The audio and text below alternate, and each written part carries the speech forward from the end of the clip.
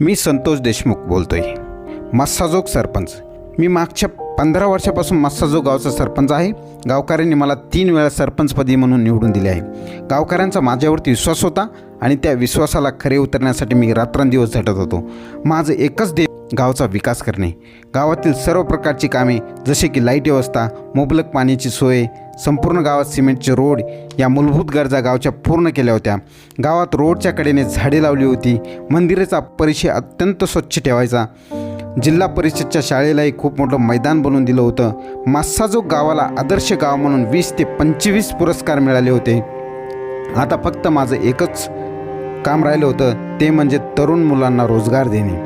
तेही माझं स्वप्न पूर्ण होणार होतं, कारण आमच्या गावच्या परिसरात खूप मोठी कंपनी विकसित होत होती।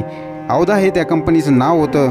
त्या कंपनीमध्ये बरेच कामगार लागणार होते, म्हणून मी त्या कंपनीत मॅनेजरला जाऊन भेटलो आणि त्यांना विनंती केली की आमच्या गावच्या तरुण मुलांना इथे रोजगार द्या।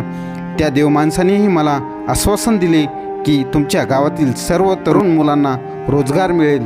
आता माझ्या गावात कोणीच बेरोजगार राहणार नाही, त्यामुळे मी अतिशय खुश होतो।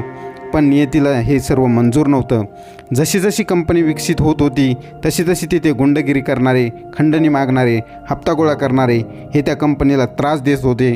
माझ्याकडून जेवढी मदत त्या कंपनीला लागत होती तेवढा मी प्रयत्न करत होतो। असाच एक दिवस काही खंडणीखोर त्या कंपनीमधल्या मॅनेजरला भेटण्यासाठी जात होते। वॉचमॅनने त्याला गेटवरच अडवलं। वॉचमॅन आणि त्यांच्यात शाब्दिक वाद झाला। वॉचमॅनला त्यांनी मारहाण केली। तो वॉचमॅन माझ्या गावातला असल्यामुळे त्यानं मला फोन केला। मी हातातलं सर्व काम सोडलं आणि त्या कंपनीच्या गेटजवळ गेलो। माझ्या अगोदरच ते खंडणीखोर आतमध्ये मॅनेजरकडे गेले होते। थोड्या वेळाने ते बाहेर आले। त्या खंडणीखोरांना विचारलं की तुम्ही माझ्या माणसाला का मारले, तू कोण रे असं म्हणून मला त्यांनी शिव्या दिल्या।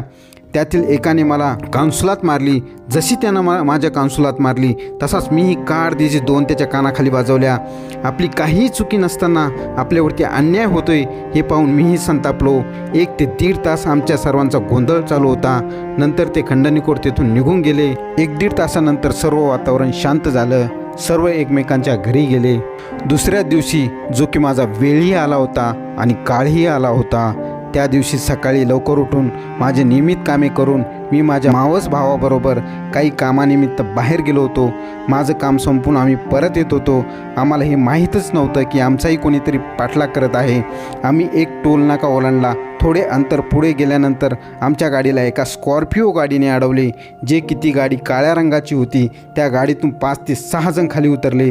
ते आमच्या गाडीच्या दिशेनेच येत होते। ते 5 ते 6 जण दुसरे तिसरे कोणी नसून कालच्या भांडणात जे होते तेच ते होते आणि माझा भाऊ आणि मी खूप घाबरलो होतो।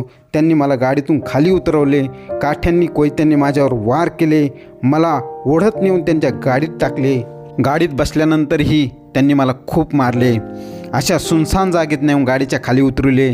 ते 6 जण मला त्यांनी आणलेल्या हत्याराने मारत होते। मी त्यांना विनंती केली की मला मारू नका, पण ते काही ऐकत नव्हते। कोणत्या शरीरातून मला त्रास होतोय हे मला कळतच नव्हतं। ते माझ्या शरीराच्या कोणत्याही भागावर मारत होते। माझ्या पायावर, डोक्यात, डोळ्यावर, पोटात, पाठीवर अनगिनत वार केले। मी आता स्वतःला सरेंडर केलं होतं, कारण मला ठार मारण्याच्या हिशोबानेच ते मला मारत होते। काही क्षणातच माझा प्राण जाणार होता हे मला कळून चुकलं होतं, पण याच्यात माझी काय चुकी होती हेच मला कळालं नाही। मी माझ्या गावाचं हित आणि मुलांचं हित पाहत होतो। याच्यात काय गैर आहे? आयुष्यभर सत्याच्या मार्गानं जगलो। असो, झाले ते झालेच। ते काही आता परत येणार नाही। शेवटची माझी एक इच्छा आहे, गुंडगिरी करणारे, हप्ता वसूल करणारे, खंडणीखोर यांना कठोरातली कठोर शिक्षा होणे आवश्यक आहे। माझा जसा बळी गेला तसा बळी कोणाचा जाता कामा नये, एवढेच बोलतो आणि थांबतो।